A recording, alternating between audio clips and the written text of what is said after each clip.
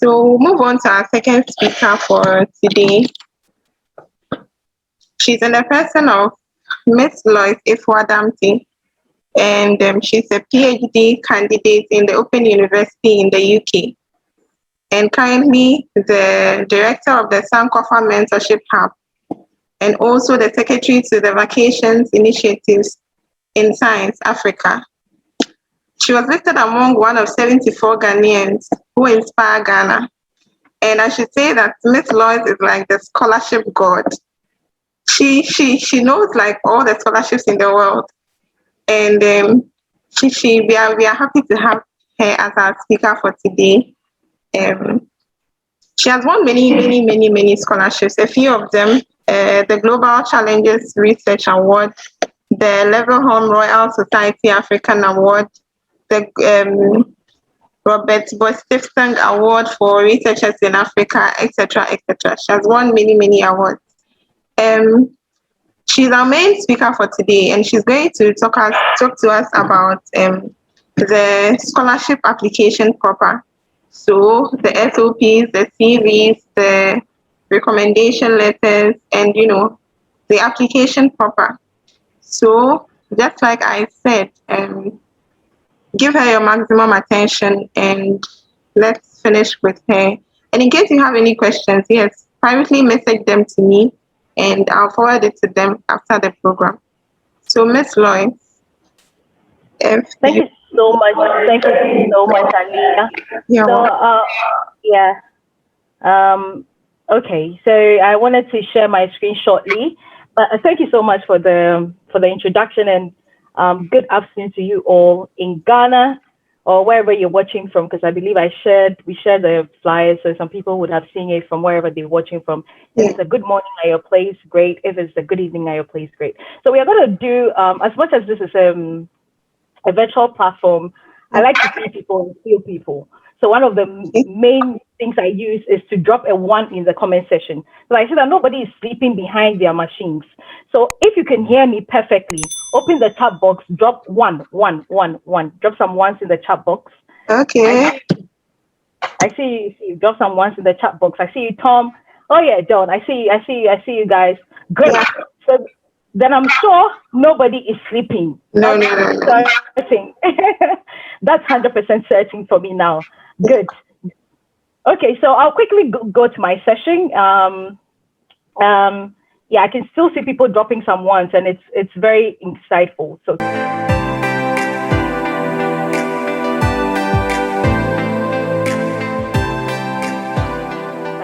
Okay. So just like Aliyah said, my name is Lois Okyerewaa Damptey. I'm a PhD student in the Materials Engineering Department at the Open University in the UK, and this scholarship is funded by the Global Challenges Research Fund. And I think when Nat was talking, I was just saying, I'm also not a first-class student, just in case you want to know. I also started off in University of Ghana, Legon, as a third-class student. So I had to rise up the ranks from second year on to this. Is just a quick motivation to tell you that you shouldn't give up. It's not an option at all in this mandate, in this walk. So I graduated with a second class as well, and I had to, push the way out for myself to get to where I am. So this is funded by the Global Challenges Research Fund, and they completely fund also my tuition fees. They give me travel packages, like Nat was saying. I have an amount of about £10,000 to do whatever, and the laptop I'm using now was completely bought by them. And I also have some camera and some drones for my research purposes that was completely funded by them. So it's actually a very, very great grant. I did my MPhil in Material Science and Engineering. I had a 1 year in Aston University here in the UK.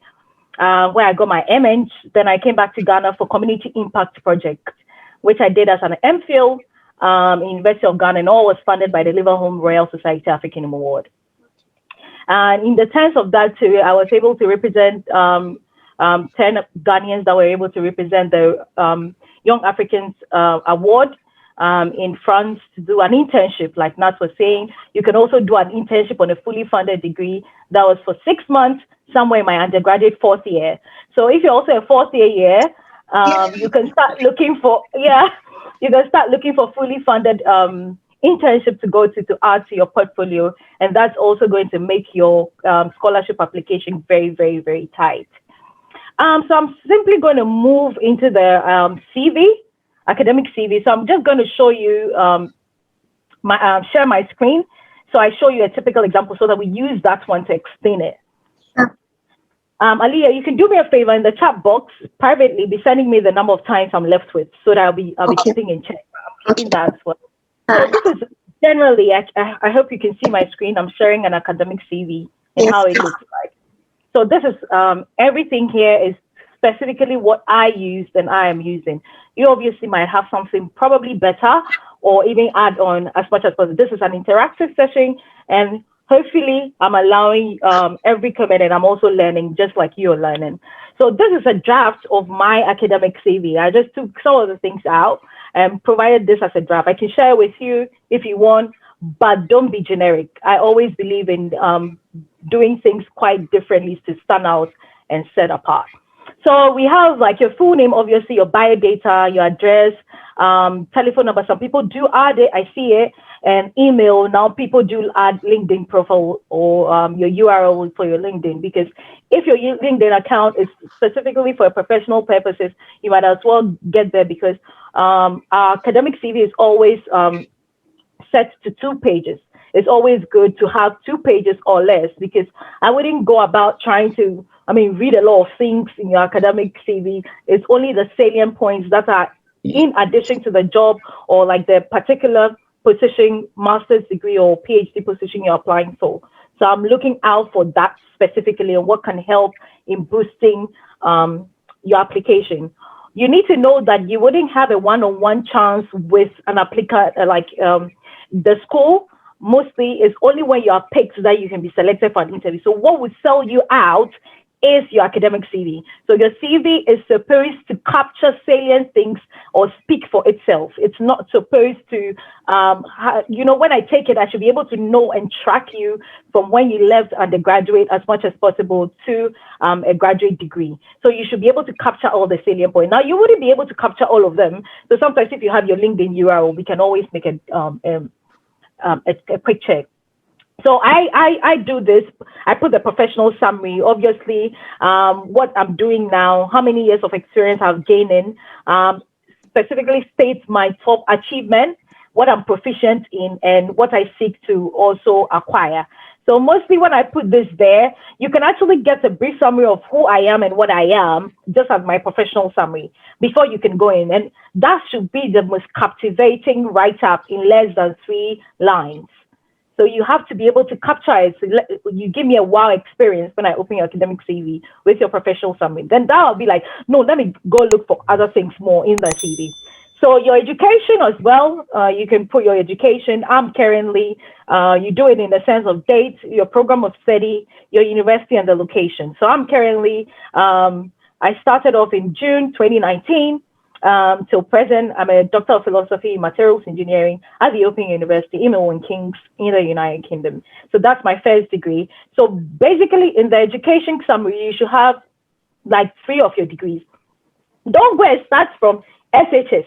Why? What are we hoping to get? It's quite funny. Yeah, I saw one of my professors who has achieved quite a lot, and he has his CV to 1 page, and I'm like, wait. A whole professor having a CV to 1 page, it shows you that when you don't have things to talk about, you talk much. So you end up putting anything and everything so uselessly. But some people who have much to capture actually have a reduced CV. And their achievements and they put a lot of hyperlinks.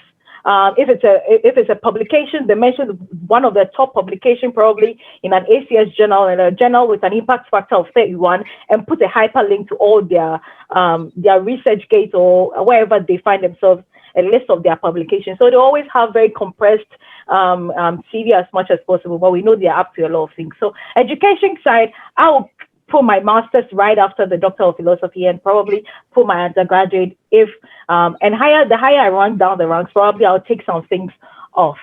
So I classify my skills as well. And these skills, I classify them as technical skills, those that are relevant to the job, So I measure skill 1, then I insert a quantifiable achievement for that particular skill. So I'm able to use something we call the CASA XPS. What the CASA XPS does is that it can quantify the data I get from one of the equipment that are available in our field. And I'm able to run this data in this time. So you have to give a quantifiable achievement for your skill. And obviously you can put like some technological skills, like maybe you've got Microsoft Office, you can use Adobe Photoshop and all of that. That will also help with that. But you can quantify your skills based on the one with the highest preference. Now, research experience, because you're applying for an academic continuation of your academic degree, it's very important to put things that you've been involved in. I mean, in terms of research, that if you're applying for a research-based master's degree, as well, if you're applying for a thesis-based master's degree, you can also put it there just to say that I've gotten this kind of achievement in that and so and so. So you can do that. What I have done here is the date, obviously, and where it is, and I'm working on plasma functionalized 2-dimensional layered materials for wastewater treatment, specifically Ghanaian focus. So I just put it there as my experience. And you can add on to 2. I mean, depending on, you have to get a very good draft of it. Then later you now come back to it and slash things that are making the thing look lengthy but quite confusing. So you can also put, I believe some people have had internships, work experiences and all of that. So if you're a student, you're the graduate student, you can put your work experience that is relevant to the field that you're applying for. So I said that insert quantified achievement describing the impact of your work in increasing revenue, cutting in losses in your revenue, saving time and resources, managing for your employer. So I put this here, that example is that insert quantified, instead of I led a team to execute a marketing project to introduce new brands of product to consumer. You can reword and say, I led a team of 10 to execute a $5,000 marketing product. 10 new brands were introduced to 500 consumers across Ghana. So that's quantifiable. That's a well-achieved student, somebody who can measure his achievement, because at the end of the day, if you're doing a master's or a PhD, you have to measure your achievement. So I put my stuff here as well, that I'm currently the director of Sanko Mentorship Hub, and I have a grant that is actually leading 8 professionals to train 1,000 youths in that Ahafo region of Ghana. What I'm doing is setting up 15 STEM clubs, mentoring 15 young girls, and organizing 2 innovative challenges competition over the period of 2 years. So that you can see that is a well-achieved, plan and a working experience that I'm completely involved in. You can also mention your awards and your achievement as well. You can do this in terms of job title, organization title. Currently, I was listed as one of 74 people that inspired Ghana by a company called Those Who Inspire Ghana, and they work in all around the world. So I put that achievement there and all that. Conferences and workshops. So I had the opportunity to also present my research in the UK House of Commons last year. So I put that as part of the workshops or conferences I attended, but it's also an achievement because it was, listed among a wide number of people across the England to actually do that. We're just 30 selected for that. So you can put that in your award and achievement just to highlight your salient points as well. Non-profit and volunteering work. A lot of people want to know that you can go beyond money, you can go beyond capital to be able to create impact. So it's very good to also put in your volunteering work. I think recently I read something about if you're also involved in things like online meetings like this, you can put that I manage an online hub of 68 students to create impact. Things are moving virtually. You need to be able to document all these things in your CV. So you just have to find the right words to reword them and sit down and spend some time. Speaker engagement, obviously, Aliyah, you've been a host of this event. So I'm expecting that a speaker engagement or host engagement, you can target these kind of things in Achievable. And we are about how many people here? 74. Hosted 74 students across biological science school to teach them about, graduate school application and all of that. You can target all of them here. Extracurricular, if you're like me, that we do so many things we cannot even put our hand onto, you can also target them here in the extracurricular. I like to highlight my hobbies a lot. Traveling is my greatest thing. So I don't think I've traveled to a lot of countries, but I mean, I've been to quite a couple. So they want to be able to see that you can adjust to different conditions and different places at the same time and not kept to your same space. So I put my hobbies, and I do choreography as well. I dance a lot. So in a project I had to talk about how my hobbies impact who I am. Like, tell me about yourself. I had to mention my hobbies. And one of the things I did was to choreograph a cancer project. So what we did was that put a dance to a cancer project. So there's a lot of stigma on people who are undergoing chemotherapy where they don't have hair. Now we had to put a dance to it. And that also helped in that part of my scholarship application. They saw that, no, this person has a lot of diversity, and all these diversity works as a unit to make this person. So you can also put your references. Finally, otherwise, I mean, it's optional. If it's requested for, you can put it. If not, you can delete it and write references upon request at that place. So I'm going to move to the next one, which is the research proposal. I want to still be able to see that you have some ones. Drop me some ones in the comment section if you're not sleeping. I like to check that a lot. Drop some ones, guys. Don't sleep on me. Okay, so I can see some ones coming in the chat box. Yeah. Great. You can also put your questions if you have any, if you don't want to forget about it. So I quickly will move to the research proposal, and I just want to show my screen shortly. Yay. Okay, there, because I'm switching between a lot of things. So with the research proposal, I channeled it into what basically makes the research proposal. So anytime you start an application, if you see a scholarship, you see a fully funded scholarship in so and so. The first thing is to check the eligibility and what they are acquiring of you. Eligibility is to check whether you as a student are fit for that role. If you are fit for that role, you can move on to check what they require of you. Now, most research-based scholarships, fully funded scholarships, will ask for a research proposal. You cannot run away from that. So most faculties will require that if you're applying for a PhD, depending on the particular course. And sometimes the content may vary, and depending on the nature of the project that you're applying for. So some of them put the projects they want you to be able to undertake in the master's thesis. Some of them will require that it's a generic scholarship, like Erasmus Mundus Scholarship. Erasmus Mundus Scholarship targets thematic areas such as science and technology, or climate and diversity, or unity in strength. So you're supposed to generate a research proposal to see how you want to target that particular work if you are being given £18,000 to study. So you need to generate that research proposal in that.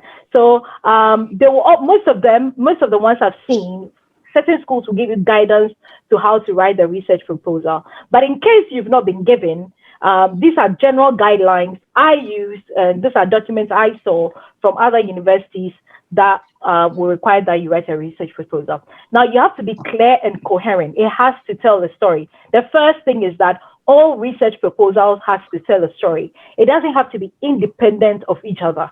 Okay, and if you're applying for a master's, trust me, not to bear me witnesses, we PhD students are even seen as like we are learning in progress. We actually don't know anything when it comes to PhD even here.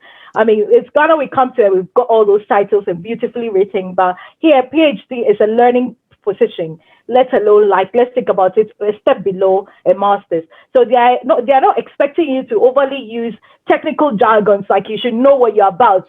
You know, and as much as possible, anytime I'm reading someone's research report, I always say that if your sentence is more than 3 lines, it takes my eyes all around. Like, it's too long. So don't use overly long sentences in your writing. I do so and so in that so and so. Full stop. You can divide those sentences into 2 parts. You don't need to use overly long sentences.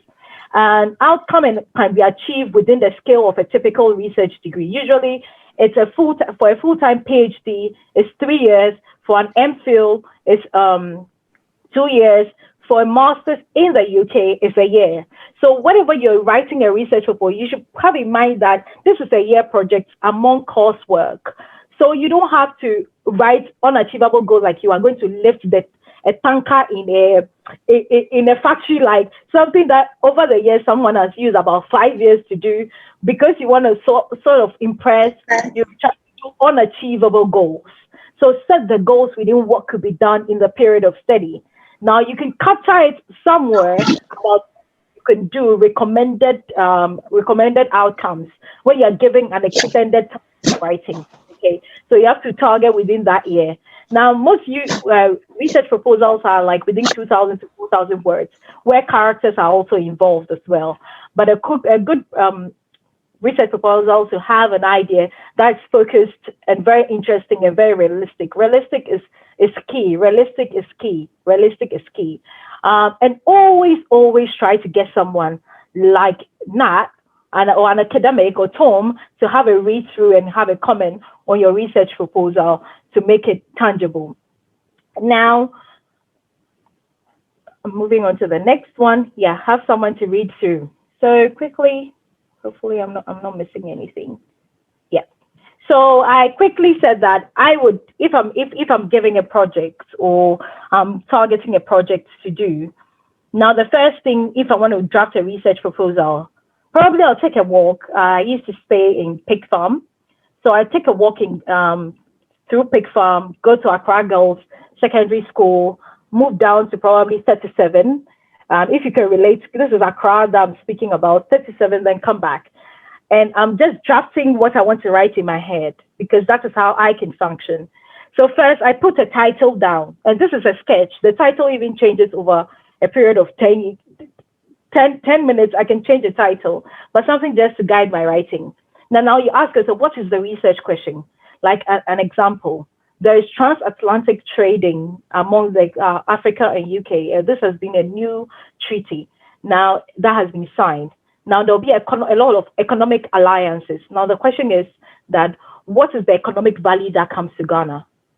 Now this is the research question. Basically, is a huge topic that will have subtopics under them. So someone told me when I was applying for, a master's, your research question, most of your sub-questions should get about 2 publishable papers. You should have 2 publishable papers in a research question that you are hoping to achieve. And as much as possible, or even for a master's, you can have 1, not to be very, it should be able to be publishable. Now you can ask your question, the gap in there, how do you fit it into the gap that you're applying for? Now, a proposed methodology. What do you think is the method that has been used over the years? And that's why you also need to be abreast with literature. Use search engines to search for a literature, and when I mean a literature, papers that have been recently written in the topic you want to apply for. Now, what have they done in that topic? What method did they use? Did they use PCR? What method did they use to sample maybe their products or whatever, your biological sciences? So maybe in the terms, did they use the PCR test or did they use the quick test? I'm an engineer, so I would think my biology is not really that great. So, but I can be able to talk in terms of engineering as much as possible. Did they use a plasma process? Did they use a hydrothermal method? Did they use a one-pot synthesis method? And what was the outcome of that project? What was the outcome of that methodology they used? Did they enhance the process? If it did, probably more work into this will make it much better in that. Do you get it? So, yeah. And then you should have a timeline. So obviously, if it's a 3 years project, no, master's is usually 1 year, PhD is 3 years. So I would break it down. So usually I put pointers. I'll say month 1 to month 3. So I name it M1 to M3. What I'll be doing is searching for papers. Month 3 to month 4, I'll be reading about this and start my application what am I saying? Start my preparation process, because I'm looking at the chat box. I'm a bit, yeah. Start my this session and this session. I'll do sampling within this time. I'll do that within that time and that time. And you have a basic timeline on how the project should be like. So what are the expected outcomes that you are projecting? At the end of the day, this project should be able to effectively sequence the DNA. in less than 2 minutes or something like that.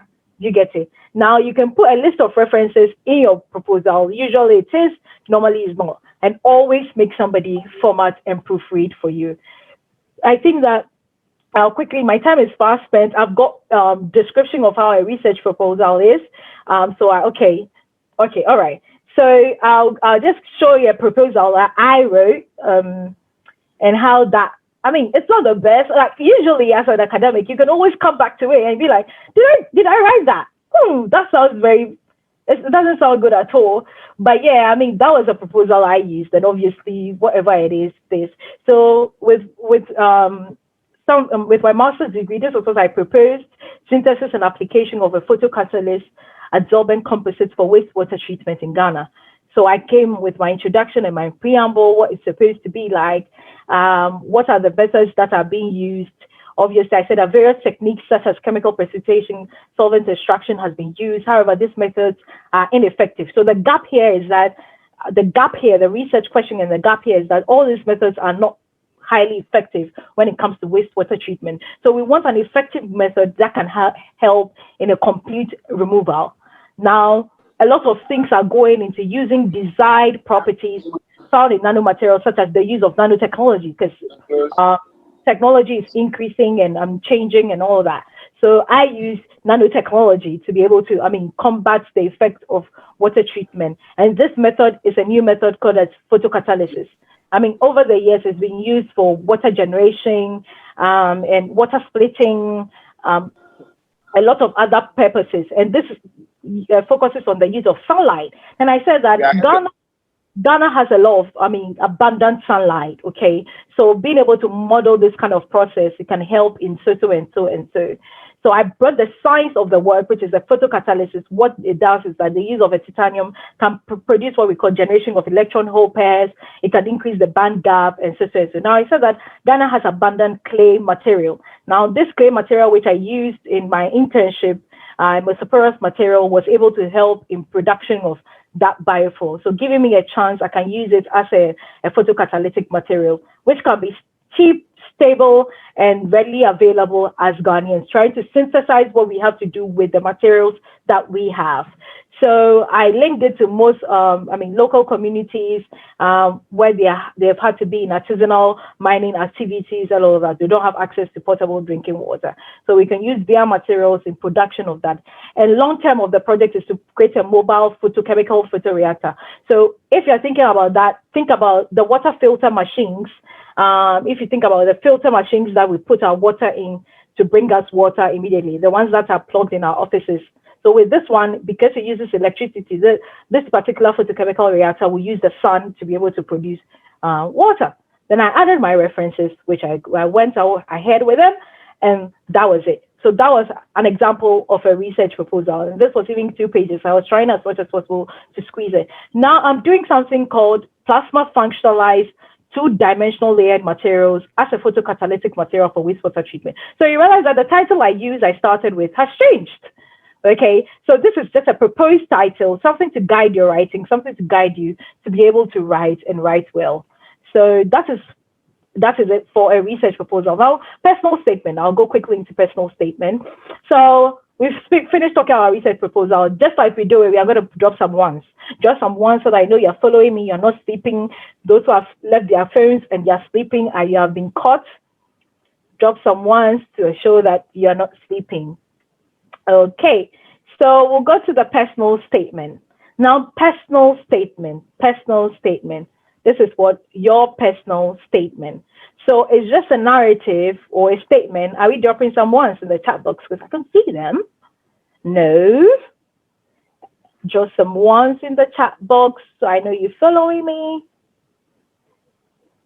Okay, so for a personal statement, it's a narrative that gives the reader more insight into an individual or your future contribution to the work. Okay, so now you're going to provide information about your education, your practical experiences, your special interests, what are your career plan, usually in a 3-year or 5-year career plan, then a purpose in applying for that study.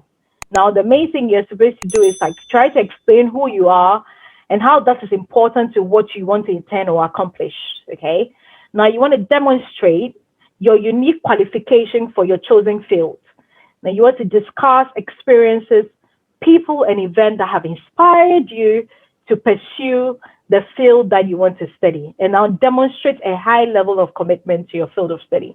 Now, when Nat was talking, he said that he was giving some applications to be able to, determine, international student and that and that. Now, straight away, if you give me a personal statement of two people, I can tell who is passion driven in terms of that personal statement that is guiding their education, practical experiences, special interests, career plans, and the purpose of them applying. I can tell the two different people who is more passion driven than the other. And I don't know how it comes. I don't know. Sometimes I was talking to a friend asking that probably is because we've had to write over a period of time. So we know when something doesn't tally or something doesn't flow or something is generic. Now people will just go and download things online and try and edit it to suit what it is. And trust me, all these things are passed through certain processes. Now there's an online system. We receive about 1,500 applications. Now, if I receive 1,500 applications, I'm not going to be able to read all the 1,500. So we pass them through all the plagiarism checks. Now, if it matches and give a plagiarism, obviously more than 10%, that means you copied that personal statement or whatever. There are some words that are similar to someone's own that has been delivered. So try as much as possible to authentic and not to be generic. Now, I'm going to share a personal statement of one of my mentees that I had to review. Quite amazing guy who was, putting his experiences in field. Now, I read one personal statement and says, one of the girls who had to write here, she was like, coffee is one of the best beverages you can ever have. You can argue with yourself. I have concluded. Now, when I read that, I was like, what? What is this girl trying to talk about? That was quite interesting. Now I wanted to read more. So her online or introduction captivated me. That this is a very strong point. You should be able to have a strong point to actually say that coffee. Now, she worked as an intern in a coffee shop. And what she was doing was that during her time of working as a coffee shop, some people actually preferred latte to dark coffee. Now, she wanted to explain out why people's preferences are linked to a certain a brand, okay? And what she realized was that these things were basically from people's travel and experiences. When they travel and experience things, they are able to determine what makes that place feel like home, and it was coffee. And this is somebody who is like a literature. She was going to do literature and moving into tourism. So that was a good way to market a tourism project in a personal statement. And that was geared from her internship in working with the coffee industry. You see how intertwined that is. My mind would not ever come to that. So this person is actually offered an undergraduate study in University of Ghana, offering computer science and physics. He was engaged in personal development and campus-based leadership, other extracurricular activities. He said, during holidays, I often join youth groups to rural areas for community development and volunteering outreaches. A sense of a strong drive from my experiences during these visits bears out. He mentioned the name of his NGO and he stated the vision of the NGO. Now, what the NGO has done that over a period of 7 years, he was able to lead a team of 19 youth to run educational projects and advocacies to impact 12,500 youth, women, and children. And this is somebody who I'm actually like, probably he's not done his master's. So this is a master's personal statement he's applying for. So this person has been involved with a lot of community outreach, and that is his personal interest. And that bears him out to create an NGO out of that personal interest. Now, he's been engaged in a couple of talks. One of his main topics that, gave him a lot of media attention was that solving Africa's 1 billion problems. So he has had a list of 1 billion problems that are in Africa and how he's going to be able to solve them if he's given the chance to. This is somebody who hasn't done that yet. It's just a vision. So that is his career goal. That's his career plan. That's where he wants to get to. And how is it going? So he was able to speak at a TEDx talk in Accra on tasking responsibility to effect change in leadership. And one of the things I even picked up from here is that you can even market a cupboard boy to make it look very considerable in the eyes of people. Now, let me give you an example of how to market a cupboard boy. Now, I'll say that I was responsible for handling books, okay? And I was able to arrange the books based on gender. That is based on gender, and also be able to arrange them based on latecomers. And obviously, latecomers wouldn't have been able to meet the academic deadline, so they missed it. This is just a cupboard boy, but he has been able to market it or brand it in such a way that when you're reading his personal thing, you see that this is somebody of vision who wants to make things easier based on his time. So you can always make the role that you are fitting in very, very, very, very like come out well, than rather just playing it down as a cupboard boy. As long as it's a task and a responsibility, you have to highlight them. Now, he stated his career plan that he wants to achieve. Then obviously, if he's given the chance to be able to study in a master's degree in the UK, he will be able to achieve that. Now, he said for youth NGOs in Ghana who lack academic knowledge in development studies, I hope to liaise with the Faculty of International Development Studies to design short courses in development practice that fits the Ghanaian context. And this will be made accessible online and offline to undeserved youth non-profit leaders and grassroots to help them to prepare their teams and maximize their efforts. So if you see how he was able to channel his passion, what he's been doing to be able to meet how academics will be able to get it and how to get him that position he wanted. Okay, so that's it for personal statement. I know it's a lot, and probably I'm having to run through because I've had to run these sessions one-on-one, one after the other on a 1 hour session so that we can go through them one after the other. But because of time, I'm just trying to cut it down. Now, also, you could be asked to write a statement of purpose, a letter of motivation, or cover letter. Whatever it is, there's a thin line between it. Now, if you see SOP is statement of purpose, LOM is letter of motivation. Now, letter of motivation is actually the same as cover letter, but people use cover letter when you're going to look for a job. Okay, so if you see some online scholarship, they ask that you can write a cover letter or a letter of motivation. I see them actually the same, depending on where you're applying to, what the terms, they use a lot of fancy terms to describe what they want. But as I was saying, they are somewhat similar, but they communicate slightly a different message.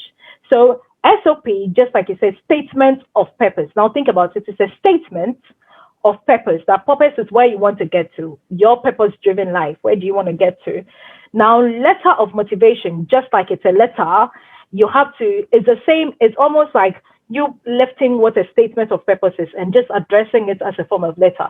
So with that letter aspect attached to it, you need a writer's address, obviously a recipient's address, a salutation, dear sir or madam, a subscription, yours faithfully, yours, all of that added to it. So that's what makes the difference. It's actually like the same as a statement of purpose, but it's a letter in the same way. So one of the things I saw somewhere saying that usually personal statements are more personal and refer to the past. So things you've had to do in the past, but motivation letter is that it has your personal elements that you're doing and how it is focusing on your future plans and what you prove to achieve or what you aim to achieve. So with a letter of motivation, you refer to like a past achievement only as a proof of your commitment towards your future goal. So the investment that somebody will be able to invest into you as a to give you a fully funded scholarship will be based on things that you've had to do in the past to be rest assured of the future investment. And that's a typical like business thinking. Obviously use your past credentials to be able to tell whether your future investment is worth it or worthwhile. And so that is what a motivation letter does. So usually before you start writing a letter of motivation, you have to research about your university. Okay, that is offering you the postgraduate degree. Now go into their school website and find out about the program itself. Find about the program. Then, you have to highlight the main areas you want to include, important points, what you want to build around, how you want to enrich that content. Now make the goal clear.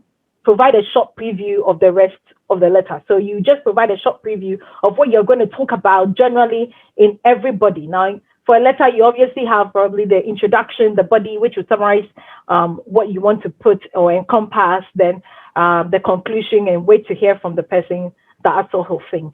So I'll just show an example. I think my time is also going, so I'll just show a typical example of how the letter of motivation is.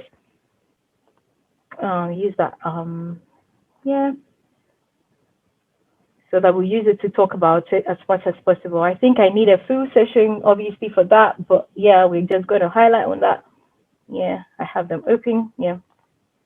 So if you can see, a student's address if possible, obviously your postgraduate address or an employer, usually for a PhD is a working, so you call whoever is funding you as an employer. Their name, obviously their name of the person in charge, if you know their name, or dear sir or madam.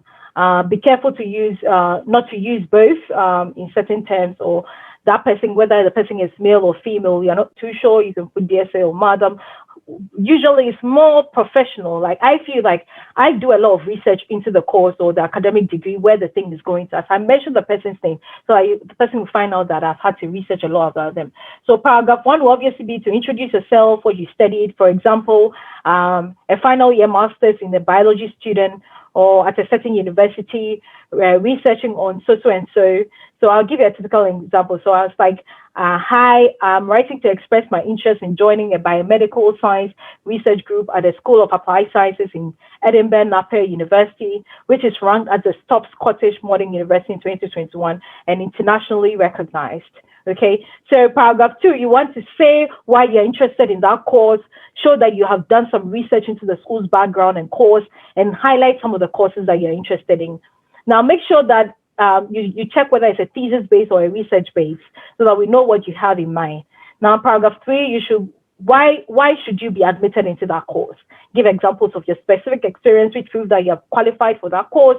What relevant courses have you studied, or have you worked on any project that is relevant to the course you're applying for? And describe any relevant work experience and link and skills gained from this course you're interested in. So also, any other relevant work experience or courses into that, you have to be able to find that and target it to that particular master's degree you're applying for. Now, note that you have to make sure that other requirements relevant for the course, like some scholarship require English proficiency exam, and you should be able to state that you are documenting it as a PDF attached to this, or you have an English proficiency letter from your university that shows that over the years you have studied in English for 6 years. Now, example is that you also have to check how they're also acquiring certain certain documents. Like for a Swedish scholarship that was recently open, Nigerian applicants were supposed to send original transcripts via post, but Ghanaian applicants could upload it online. And all these things vary. There are some scholarships that Ghana has to submit certain things online, or they have to post it, and Kenya has to do something absolutely different. So you always have to read it and don't assume that things are the way they are. Now, paragraph 5 will tell you have to tell the admissions office what appeals to you about the graduate program you are interested in. Show that you have done some research or some thesis or some courses in your university or school, okay? And be very, very careful not to sound politically sensitive, not to mention a political sensitive history. And I know you know what I'm talking about. Paragraph 6, you have to give examples of experience or skills that you feel are important to mention and what will prove that you are qualified for the course you're applying for. Now also attach an extracurricular activity like your sports, your award, your volunteer work. Also explain what you developed from that activity in terms of time management, in terms of teamwork, initiative, commitment, and independence. Now, paragraph 7, finish the letter off with a paragraph saying that you're looking forward to hearing from the admissions office soon, and you would like to thank them for reading the letter. Now, you can use yours faithfully or yours sincerely. Now, NB, if you started with the person's name, you should use yours sincerely. If you started with dear sir or madam, you should use yours faithfully. Then you end off with the student, your contact details, the student one, either email or your telephone number, whichever one that they could reach you on. So this is it for a letter of motivation and how this goes. So I'm also going to, how much time am I left with? If you leave me, I can talk for like ages, man. So I think that's the last one is your statement of purpose. And like you said, it's basically the same as like a letter of motivation, but this one you're not addressing, you don't have any salutation or subscription, dear sir or madam on those people. You have to write it like you're writing like a proposal, but it's actually you have to read the course content, you check the modules, how you structure your essay in the direction of the course so that you don't have to write about a research when it's actually a thesis-based course. Okay, write down all your experiences, just like the letter of motivation as well, and which one best fits the course that you're applying for. Now, what did you learn from the courses in terms of skills? Did you learn some soft skills, some technical skills that is relevant to that particular course you're applying for? And how would you use those skills in that current concept? So I think this is the last thing. So I'm just going to show a typical example of one of my students, one of my mentees, what do we call a statement of purpose, and how she went about it. And we'll use that one to explain how I'm saying that. But it's basically, to be honest, the same as the letter of motivation, but this one is just highlighting obviously what without all the details that a letter has to be. So she started off with a statement of purpose. Obviously, the title sometimes is not important. This is just me trying to read her, and she's one of my students from Nigeria. She said she was applying for a public health position and University of Sydney, where she's actually in now. She stated that she read psychology and had the opportunity to work at maybe Center for Gender and Social Policy. Maybe you had the opportunity to work at Noguchi, or you had the opportunity to work at any research-based or biological science-related field doing an internship. And this we are talking about, she did it for just about a week, but she highlighted it. She said she worked in the Department of Mental Health. She's mostly psychology. So usually I just read these things and just arrange them the way they should go, or how I feel that as a person, if I'm come to invest into you, I would give you that money. She also captured that she participated in bridging the gap of poverty among children from disadvantaged community by volunteering for Feed One project, which was aimed at providing food to social disadvantaged children. Now this works well for me.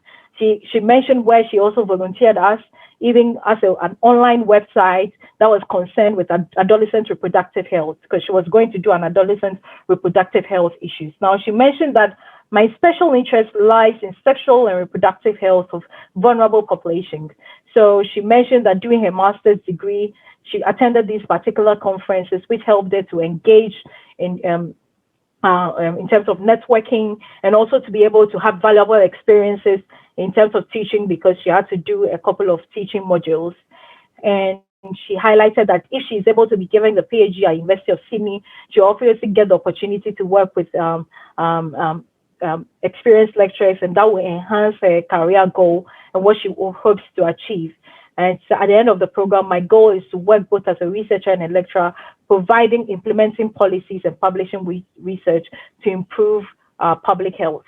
So with all the points I mentioned, she obviously made a mention of what she did, what she has been able to do, and what her skills were that helps and fits the particular master's program or PhD program she was applying for, and what were the necessary skills she developed during those kind of times. She was also doing volunteering work that could help in that particular master's course she was applying for. And she brought all of them together to make her as a fit role, as a fit person,